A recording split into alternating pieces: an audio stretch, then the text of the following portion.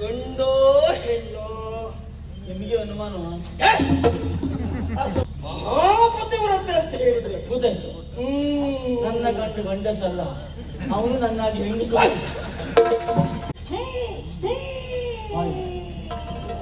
ಅಷ್ಟು ಮನೇಲಿ ಮಾಡಿ ನೀವು ದಾರಿ ಮೇಲೆ ಅಷ್ಟೆಲ್ಲ ಹೇಳ್ತಾರೆ. ಇದು ಸತ್ಯ.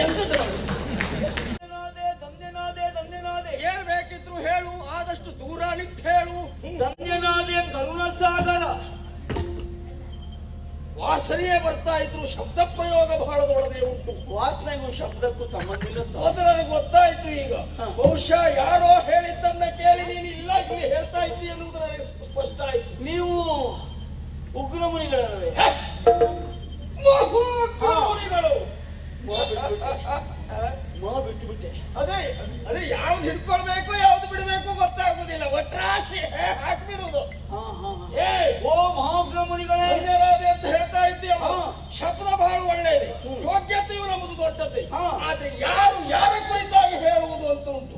ಒಬ್ಬ ಸಂಗೀತಗಾರನ ಯೋಗ್ಯತೆ ಇನ್ನೊಬ್ಬ ಸಂಗೀತಗಾರನಿಗೆ ಮಾತ್ರ ಅರ್ಥ ಆಗುವ ಹಾಗೆ ನನ್ನಂತಹ ಮುನಿಶ್ರೇಷ್ಠದ ಯೋಗ್ಯತೆ ನನ್ನಂತವರು ಮತ್ಯಾರು ಇದ್ರು ಮಾತ್ರ ಅರ್ಥ ಆಗುವುದಕ್ಕೆ ಸಾಧ್ಯ.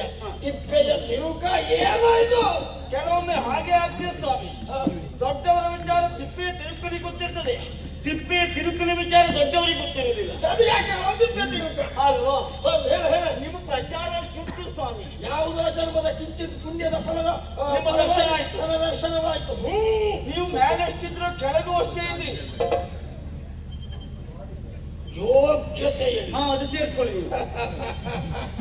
ನಾವು ಬಿಟ್ಟಿದ್ದಾರೆ ಸೇರಿಸ್ಕೊಂಡ್ಬಿಡಿ.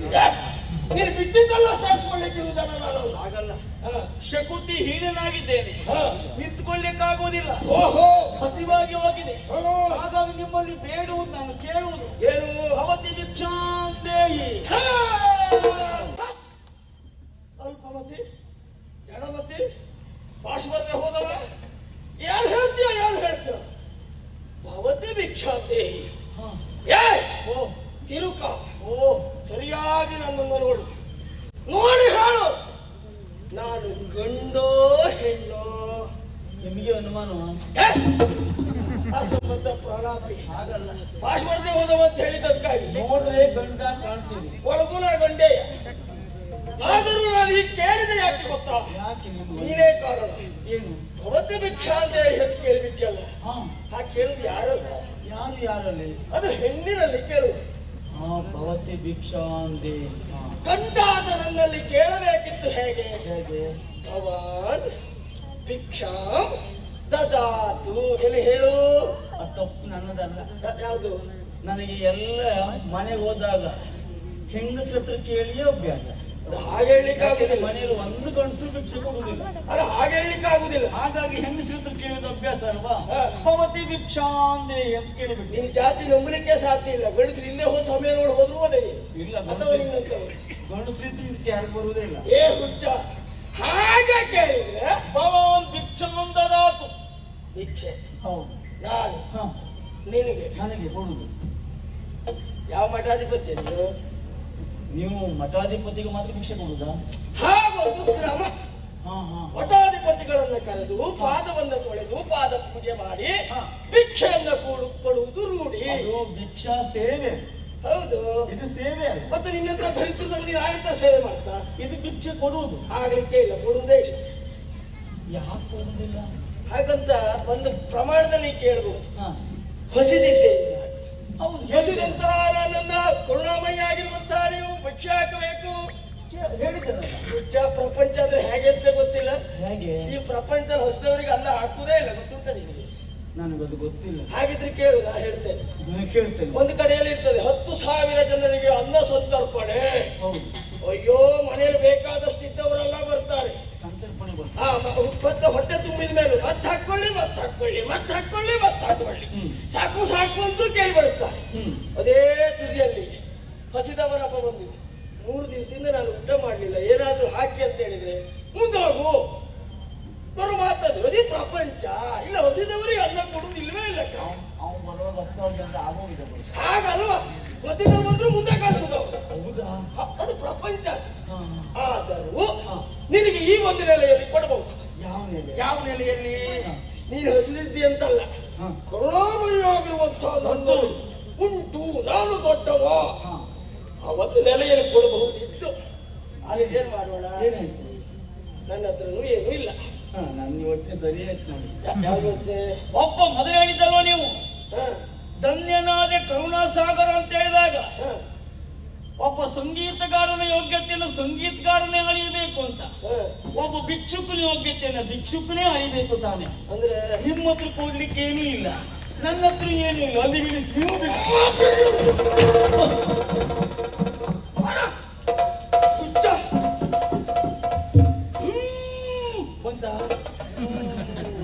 ಅದು ಹುಂಕಾರ ನನ್ನ ಒಳಗೆ ಕೊಡ್ಲಿಕ್ಕೆ ಬಂದ ನೋಡಿ, ಶಾಪ ಕೊಟ್ಬಿಡ್ತಿದ್ದೆ. ಮತ್ತೆ ಇಂಥ ಮಾತಾಡಿದ್ರೆ ಇದು ದಂಡ. ನೀನು ಮಂಡ್ಯ ಪಡೆದ್ರೆ ನೀನು ಮಂಡ್ಯ ದಂಡ. ಇಬ್ಬರು ಒಟ್ಟು ಹೋಗೋ ಬನ್ನಿ. ಹಾಗಲ್ವ ಹುಚ್ಚ? ಅಸಂಬದ್ಧ ಪ್ರಲಾಪ ಅಂದ್ರೆ ಅರ್ಥ ಆಗಲ್ಲ. ಮತ್ತೆ ಈ ನಿನಗೆ ಸ್ಥೂಲ ನೋಟ ಸೂಕ್ಷ್ಮ ನೋಟ ಇದ್ರ ಯಾವ ಪಾಠವೂ ಆಗ್ಲೇ ಇಲ್ವಾ? ನನಗೆ ಸ್ಥೂಲ ಸೂಕ್ಷ್ಮ ವಾರ ಯಾವ್ದು ಗೊತ್ತಿಲ್ಲ, ನೇರ ಒಂದೇ. ಹಾಗಿದ್ರೆ ಹೇಳ್ತೇನೆ ಕೇಳು, ಸಾಯಿ. ಆಯ್ತು ಹೇಳಿ. ಒಬ್ಬ ಓಡ್ತಾ ಇದ್ದಾನೆ ಕಳ್ಳ, ಅವನನ್ನ ಹಿಡಿಯುವುದಕ್ಕಾಗಿ ಮತ್ತೊಬ್ಬ ಓಡ್ತಾ ಇದ್ದಾನೆ. ದೂರದಿಂದ ನೋಡುವಾಗ ಇಬ್ರು ಓಡುವುದು ಮಾತ್ರ ಕಾಣ್ತದೆ. ಹೌದು, ಎಂಬಲ್ಲಿ ಇಬ್ರು ಒಂದೇ ಏನ? ಒಬ್ಬ ತಪ್ಪಿಸಿಕೊಳ್ಳಿಕ್ಕೆ ಓಡುವುದು, ಮತ್ತೊಬ್ಬ ಹಿಡಿಯುವುದಕ್ಕೆ ಓಡುವುದು. ಸ್ಥೂಲವಾಗಿ ಎರಡು ಒಂದೇ, ಸೂಕ್ಷ್ಮವಾಗಿ ಬೇರೆ. ಸೂಕ್ಷ್ಮ ಆಮೇಲೆ ಒಬ್ಬ ಬಾವಿಯಲ್ಲಿ ಬೀಳ್ತಾರೆ, ಒದ್ದೆ ಆಗ್ತಾರೆ. ಮತ್ತೊಬ್ಬ ಅವರನ್ನು ಏಳಿಸುವುದಕ್ಕಾಗಿ ಬಾವಿಗೆ ಹಾಡ್ತಾರೆ. ಮೇಲೆ ಬರುವಾಗ ಇರುವರು ಒದ್ದೆ ಆಗಿ ಬರ್ತಾರೆ. ನೋಡುವವರಿಗೂ ಇಬ್ರು ಒಂದೇ ಒದ್ದೆ, ಎರಡು ಒಂದೆಯ. ಮೇಲ್ನೋಟ ಕಾಣಲು ಹೌದಲ್ವಾ? ಅದನ್ನೇ ಹೇಳಿದ್ದು, ಸ್ಥೂಲ ಬೇರೆ ಸೂಕ್ಷ್ಮ ಬೇರೆ. ಇಲ್ಲಿ ಮೇಲ್ನೋಟಕ್ಕೆ ಇಬ್ಬರು ಒಂದೇ ಆದ್ರೆ ಸೂಕ್ಷ್ಮ ಯಾವುದು? ಎಲ್ಲಿ ಭಾಷೆ ಬಂದೆ ಹೋದ ನೀವು ಬರಲಿ. ನಿನ್ನ ಹತ್ರ ಯಾವಾಗ ಈ ಭಾಷೆ ಏನಾಯ್ತು ಹೇಳಿ?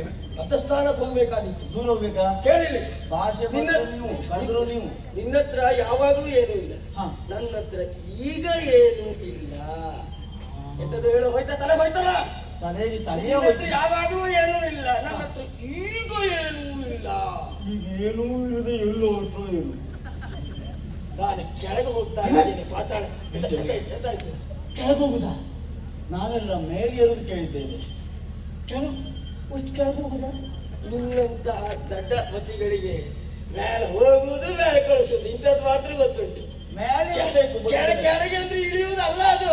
ನಾವು ನಮ್ಮಂತವ್ರ ಯೋಗ್ಯತೆ ಬೇರೆ. ಬೀಳುವುದು ಆಗಲ್ಲ. ಬೀಳುವುದು ಅಂದ್ರೆ ಅದು ಪತನ ಅಂತ ಆಗ್ತದೆ. ಇಳಿಯುವುದಲ್ಲ ಅಂದ್ರೆ ಕೇಳಿಲ್ವ ನೀನು? ಭಗವಂತ ಕಾಲಕ್ಕೆ ಸರಿಯಾಗಿ ಧರ್ಮವನ್ನು ಉದ್ಧರಿಸುವುದಕ್ಕಾಗಿ ಧರೆಗೆ ಇಳಿತಾನೆ. ಅದನ್ನು ಅವತರಣ ಅಂತ ಕರೀತಾರೆ. ನಮ್ದು ಹಾಗೆ ಒಂದು ಜಾತಿ ಅವತರಣ ಇದ್ದ ಹಾಗೆ. ಒಂದು ಎಂತ ಅವತಾರ ಮಾಡ್ತಾರ? ಕಾರ್ಯಕ್ರಮ ನಡೆಸುವುದಕ್ಕಾಗಿ ನಾನು ಪಾತಾಳಕ್ಕೆ ಹೋಗ್ತಾ ಇದ್ದೇನೆ. ಕಾರ್ಯಕ್ರಮ? ಹೌದು. ಎಂತ ಕಾರ್ಯಕ್ರಮ? ಮತ್ತೆ ನಿನಗೆ ನಿನ್ನಂತವರಿಗಲ್ಲವ ಕೆಳಗೆ ಇಳಿತಾ ಇದ್ದೀರಾ, ತಪ್ಪಲ್ಲ. ಆದ್ರೆ ನಾನು ನನ್ನಂತವರಿಗೆ ಹಾಗಲ್ಲ. ಮೇಲೂ ಒಂದೇ ಕೆಳಗೂ ಒಂದೇ, ಒಳಗೂ ಒಂದೇ ಹೊರಗೂ ಒಂದೇ, ಆ ಕಡೆಯೂ ಒಂದೇ ಈ ಕಡೆಯೂ ಒಂದೇ, ನಮಗೆಲ್ಲ ಒಂದೇ. ಹಿಟ್ಟು ಒಂದೇ ಬೂದಿ ಒಂದೇ, ಕಾಣುವುದಕ್ಕೆ ಎರಡು ಒಂದೇ. ಅಂದ್ರೆ ಅರ್ಥ ಹಾಗಲ್ಲ. ಸರಿಯಾಗಿ ಕೇಳ್ತೇನೆ ಕೇಳು. ಈ ಭೂಮಿಯ ಮೇಲಿದ್ದವನಿಗೆ ಸ್ವರ್ಗ ಮೇಲೆ, ಪಾತಾಳ ಕೆಳಗೆ.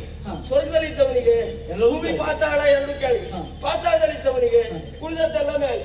ಹಾಗೆ ಅದು ಎಲ್ಲಿದೆ ಎಲ್ಲದರ ಹೊರತಾಗಿ ಒಬ್ಬ ನಿಂತು ನೋಡ್ತಾನೆ ಅಂತ ಆದ್ರೆ ಎಲ್ಲ ಒಂದೇ. ನಾವು ಹಾಗೆ ಎಲ್ಲದರ ಮಧ್ಯದಲ್ಲಿ ಹೊರತಾಗಿ ನೋಡ್ತೇವೆ. ಗೊತ್ತಾಯ್ತು? ಏನು ಗೊತ್ತಾಯ್ತು? ನಿಮ್ಮ ಮೇಲೂ ಒಂದೇ, ಕೆಳಗೂ ಒಂದೇ, ಒಳಗೂ ಒಂದೇ, ಹೊರಗೂ ಒಂದೇ, ಕತ್ತಲು ಒಂದೇ, ಬೆಳಕು ಒಂದೇ, ಗಂಡು ಒಂದೇ, ಹೆಣ್ಣು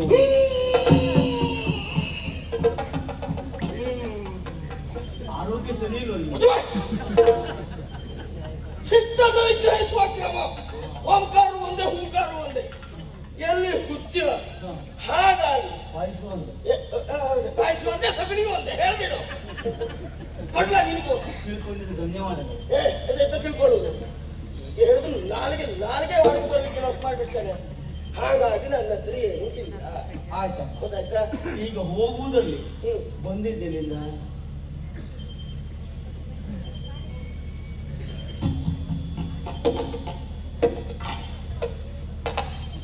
ಗೊತ್ತಾಯ್ತು. ಏನು ಗೊತ್ತಾಯ್ತು? ಮನೆಗೆ ಪಾಪ ದಾರಿ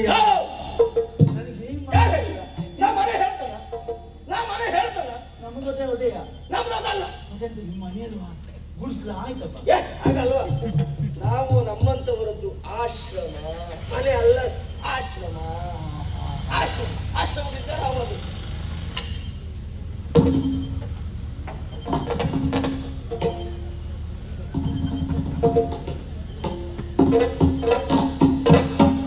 ಮನೆ ಬಿದ್ದೋಯ್ತಾ?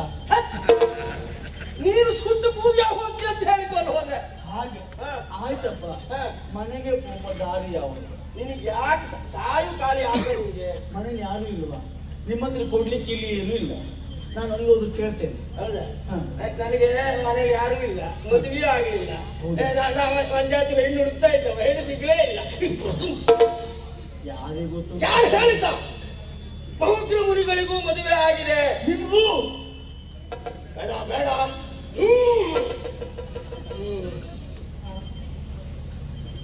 ನಮಗೂ ಮದುವೆ ಆಗಿದೆ, ಕಡಿಮೆ ಆಯ್ತಾ? ನಮಗೂ ಹೆಂಡತಿಯವರಿದ್ದಾರೆ. ಹೇಳು ಕೃಷ್ಣನ ಹೆಂಡತಿ ಅವರಿದ್ದಾರೆ ಅಂತಂದ್ರೆ ಎಷ್ಟು ಜನ ಇದ್ದಾರೆ ಕೇಳಿ. ಅದು ಹಾಗಲ್ವೋ? ಮತ್ತೆ ಯಾವತ್ತು ನಮ್ಮನೆಯವರಿಗೆ ನಾವು ಗೌರವ ಕೊಟ್ಟು ಊರಿನವರು ಗೌರವ ಕೊಡ್ತಾರೆ. ಆ ಸ್ಥಿತಿ ಬಂತು. ಆ ಸ್ಥಿತಿ ಬಂತಲ್ಲ, ನಮ್ಮ ಸೃಷ್ಟಿ ಅದು. ಆ ಕ್ರಮ ನಮ್ಮಲ್ಲುಂಟು. ನನ್ನ ಮಡದಿಯವರಾಗಿರುವಂತಹ ಕೂದಾದೇವಿಯವರು ಆಶ್ರಮದಲ್ಲಿದ್ದಾರೆ. ಓ, ಈಗ ಗೊತ್ತಾಯ್ತು ಅವ್ರು. ಏನು? ನಿಮ್ಮ ಮನೇಲಿ ಹೇಗೆ ಉಂಟು ಸ್ಥಿತಿ ಗೊತ್ತಾಯ್ತಾರೆ. ಹೇಗುಂಟು? ಎಲ್ಲರ ಮನೆಯಲ್ಲೂ ಹೆಂಡತಿ ಗಂಡನಿಗೆ ಗೌರವ ಕೊಡುದು. ನಿಮ್ಮ ಮನೆಯಲ್ಲಿ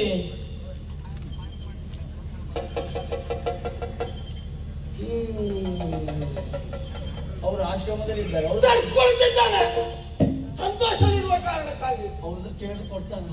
ಒಲಿದು ಬಂದ ಕಾರಣಕ್ಕಾಗಿ ಎಂತ ಕೊಡುವುದು ಈ ಕುಚ್ಚ. ನಿನಗೆ ನಾರಿಗೆ ಮಾತ್ರ ಮುನ್ನೆತ್ತು ಮಾಡಿದ್ದೆ, ಆಯುಷ್ಯಗೂ ಹಿಂದೆತ್ತು ಗೊತ್ತಾಯ್ತು. ಎಲ್ಲಿಯಾದರೂ ನನ್ನ ಮಾತನ್ನು ಮೀರಿ ನೀನು ನನ್ನ ಆಶ್ರಮದತ್ತ ಹೋದೆ ಅಂತಾರೆ, ಭವತಿ ಭಿಕ್ಷಾ ದೇಹ ಅಂತ ಕೇಳಿದೆ ಅಂತಾರೆ. ಎಲ್ಲಿಯಾದರೂ ನನ್ನ ಮಡದಿವರಾಗಿರುವಂತಹ ಕುಮುದಾದೇವಿಯವರು ಹೊರಬಂದು ನಿನ್ನನ್ನು ನೋಡಿದ್ರು ಅಂತಾರೆ, ಆ ಕ್ಷಣ ನೀ ಸುಟ್ಟು ಪೂಜೆ. ನಿಮ್ ಹೆಂಡತಿ ಕಣ್ಣಷ್ಟು ಹಾಳ.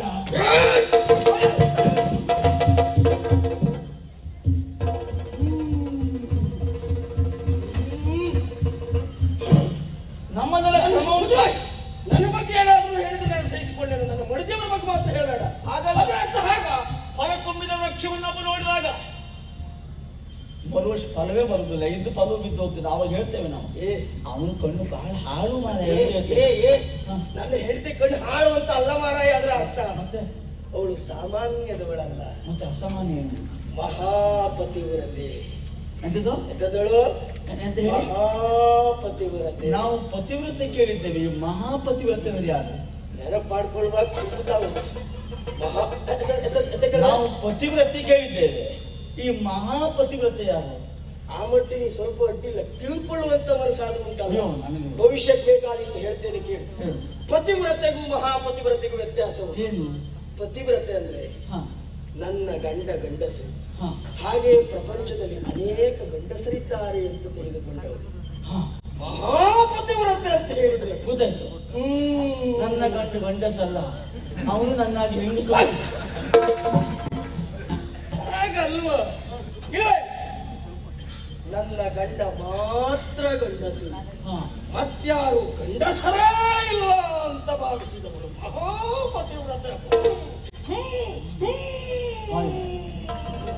ಅಷ್ಟು ಮನೇಲಿ ಮಾಡಿ ನೀವು, ನಿಮ್ಮ ದಾರಿ ಮೇಲೆ ಅಷ್ಟೆಲ್ಲ ಅಂತ ಮಾಡಿ. ಇದು ಎಂತದ್ದು ಮಾಡಿ? ಯಾವುದನ್ನು ಮಾಡಿ? ಅದೇ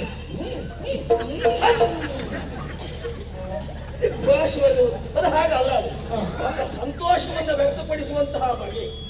ನನ್ನದ್ದೆಲ್ಲ ಬರೀ ಹುಂಕಾರದಲ್ಲೇ ಬಹಳ ಉಂಟು. ಈಗ ಮನೆ ಹೋದ್ರೆ ಆಗುದಿಲ್ಲ, ಕೊಡುದಿಲ್ಲ. ಹಾ. ನಿಮ್ಮ ಹತ್ರ ಕೊಡ್ಲಿಕ್ಕೆ ಏನಿಲ್ಲ. ಒಂದು ನನಗೆ ಮಾತಾಡೇ ಕಳಿಸ್ತೀರಿ ಬಿಟ್ಟು ಬರೀ ಒಂದಿನ ತಿಳ್ಕೊಳ್ಬೇಡ. ವಂಚನೆಯ ಮಾತಲ್ವೇ ಅಲ್ಲ. ಆದ್ರೂ ಒಂದು ನಾನು ಪಾತಾಳಕ್ಕೆ ಹೋಗ್ತೇನೆ. ಅಲ್ಲಿ ಯಾರಿದ್ರು? ಆದಿಶೇಷರ.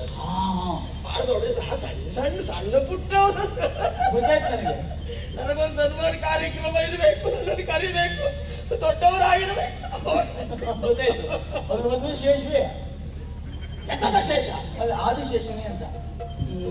ಹಾಗಲ್ಲ, ಅಂದ್ರೆ ದೊಡ್ಡ ಮಟ್ಟದ ಕಾರ್ಯಕ್ರಮ ನಾನೇ ಅಧ್ವರ್ಯವಾಗಿ ನಡೆಸಿಕೊಡ್ತಾ ಇದ್ದೇನೆ. ಕಾರ್ಯಕ್ರಮ ಮುಗಿದ ಮೇಲೆ ನನಗೆ ಸನ್ಮಾನ ಕಾರ್ಯಕ್ರಮ ನಡೆದು ಹಣ್ಣು ಹಂಪಲು ಬಂಗಾರ ಇದ್ದದ್ದು. ಸಣ್ಣ ಪುಟ್ಟದ ಕೆಲವು ನಿಮ್ಗೆ ದೊಡ್ಡದೇ ಕೊಡ್ಬೇಕು ನಿಮ್ಗೆ. ಅದ್ರ ಮತ್ತೆ ಹಾಗಲ್ವೋ? ದೊಡ್ಡವನಾದಂತಹ ನಾನು ದೊಡ್ಡವರ ಕಾರ್ಯಕ್ರಮವನ್ನು ನಡೆಸುವುದು ಹೆಚ್ಚು ಅಂತ. ಹಾಗೆ ಎಲ್ಲವನ್ನ ಪಡೆದು ಬರ್ತೇನೆ. ಆದ್ರೂ ಒಂದು, ಏನು? ನಾನು ಬರುವಾಗ ನೀನು ಇಲ್ಲೇ ಇದ್ರೆ ನಾನು ನಿನ್ನನ್ನು ನೋಡಿದ್ರೆ ಹಾ. ನೋಡಿದ ಮೇಲೆ ನನಗೆ ಮತ್ತೆ ಕೊಡುವ ಮನಸ್ಸಾದ್ರೆ ಹಾ. ಆ ಕಾಲಕ್ಕೆ ನೀನು ಮತ್ತೆ ಬೇಡಿದ್ರೆ ಹಾ. ನಾನು ಕೊಟ್ಟೂ ಕೊಟ್ಟೆ. ಈಗ ಆದ್ರೆ ಹೋದ್ರೆ ಎಲ್ಲ ಆಗುದು ಹೋಗುದ. ಹಾಗಾಗಿ ಹೇಳುದು ನಿನ್ನಂತವರಿಗೆ ಕೆಲವು ಮಾತ್ರ ಅರ್ಧಂಬರ್ಧ ತಿಳ್ಕೊಳ್ಳೋದು ಪೂರ್ಣ ಗೊತ್ತಿಲ್ಲ. ನಮ್ಮಂತವರ ಮಾತಿನ ಮುತಿತಾರ್ಥಿ ಅದು ಬೇರೆ ರೀತಿಯಲ್ಲಿ ಇರ್ತದೆ. ತುಂಬಾ ಆಡಲ್ಲ. ಆಳುವು ಉಂಟು ಅಗಲೂ ಉಂಟು. ಹಾ. ಯಾಕೆ ಮಾತಾಡ್ತಾ ಇದ್ದದ್ದು ಗೊತ್ತುಂಟಾ? ಯೋಗ ಬೇರೆ ಭಾಗ್ಯ ಬೇರೆ. ಹಾ. ಕೇಳಿದ್ದೀಯ ನೀನು? ಒಬ್ಬ ಶ್ರೀಮಂತನ ಮನೆಯಲ್ಲಿ ಮೂಟೆಗಟ್ಟಲೆ ಸಕ್ಕರೆ ಇರ್ತದೆ. ಹಾ. ಅವನಿಗೆ ಸಕ್ಕರೆಯನ್ನು ಇಟ್ಟುಕೊಳ್ಳುವಂತಹ ಯೋಗ ಉಂಟು. ಹಾ. ಆದ್ರೂ ವೈದ್ಯರು ಹೇಳ್ತಾರೆ ಹಾ. ಎಲ್ಲಿಯಾದ್ರೂ ನೀವು ಒಪ್ಪಿ ಸ್ವಲ್ಪ ಸಕ್ಕರೆ ತಿಂದ್ರೆ ಸಾಕು ಸತ್ತೇ ಹೋಗ್ತೀರಿ ಅಂತ. ಹಾ. ಅಂದ್ರೆ ಅವನಿಗೆ ಅದನ್ನು ಅನುಭವಿಸುವ ಭಾಗ್ಯ ಇಲ್ಲ. ಹಾ. ನನಗೆ ಕೊಡುವ ಯೋಗ ಇದ್ದು ಹಾ. ನಿನಗೆ ಪಡ್ಕೊಳ್ಳುವ ಭಾಗ್ಯ ಇಲ್ಲದೆ ಹೋದ್ರೆ ಒಬ್ಬರಿಗೆ ಯೋಗ ಭಾಗ್ಯ ಅಲ್ಲ. ಹಾಗಲ್ಲ ಅದು. ಶ್ರೀಮಂತನಿಗೆ ಒಬ್ಬನಿಗೆ ಯೋಗ ಭಾಗ್ಯ ಎರಡು. ಅದ ನೋಡ, ಇನ್ನು ಒಂದ್ ನಿಮಗೆ ಒಂದ್ ನಮ್ಗೆ. ಆದ್ರೂ ಒಂದು ಧರ್ಮಜ್ಞಾನ ಕೊಡ್ತೇನೆ ಅಂತ ತಿಳ್ಕೊಳ್ಳು ಬೇಡ. ಹಾ. ಹಾಗೆ ನಾನು ಕೊಡುವಾಗ ನೀವು ಸ್ವಲ್ಪ ನಿಮಗೆ ಲೆಕ್ಕ ಧರ್ಮಕ್ಕೆ ಸಿಕ್ಕಿದ್ರೆ ಮೊಮ್ಮಕ್ಕಳ ಕಾಲಕ್ಕೂ ಬೇಕು ಅಂತ ಹೇಳ್ಬೋದು. ನೀವು ಹಾ. ಸ್ವಲ್ಪ ಕಷ್ಟ ಪಡಬೇಕು. ಹೀಗೆ ಮಾಡಿಟ್ಕೊಳ್ಬೇಕು. ನಾನು ಬರ್ಬೋದು ಬರೀ ಅದು ನಾನು ಕೊಟ್ಟು ಹೋಗ್ತಾ ಹಾಗೆ ಇಟ್ಕೊಂಡು ಸರ್ ಆಗಲ್ಲ. ಅದೊಂದು ನಿಯಂತ್ರಣ ಬೇಕಾಗ್ತದೆ ಕೆಲವು. ನೀವು ಕೆಲಸ ಮಾಡು, ಹಾಗೆ ಮಾಡ್ಬೇಕು. ಹೀಗೆ ಮಾಡ್ತಾರೆ ಸಮತೋಲನ ಕಾಪಾಡಿಕೊಳ್ಳಿಕ್ ಬೇಕಾಗ್ತದೆ. ಅದು ಹೀಗೆ ಉಂಟಲ್ಲ ಯಾವ ಕಡೆ ಬಂದ್ರಿ? ಅಲ್ಲ, ಯಾವ ದಿಕ್ಕಿನಲ್ಲಿ ಬಂದ್ರಿ? ನೀವು ಹೋಗ್ಬಾರ್ದು. ಆ ದಿಕ್ಕಿನ ಹೋಗ್ಬಾರ್ದು. ಆ ಕಡೆಯಿಂದ ಬಂದೆ. ನಿಮ್ಮನ್ನ ಆ ಅದೇ ಕಡೆ ತಪ್ಪಿ ಆ ಕಡೆ ಹೋಗ್ಬೇಡ. ಅಲ್ಲೇ ನಿಂತ್ಕೊ. ಏನ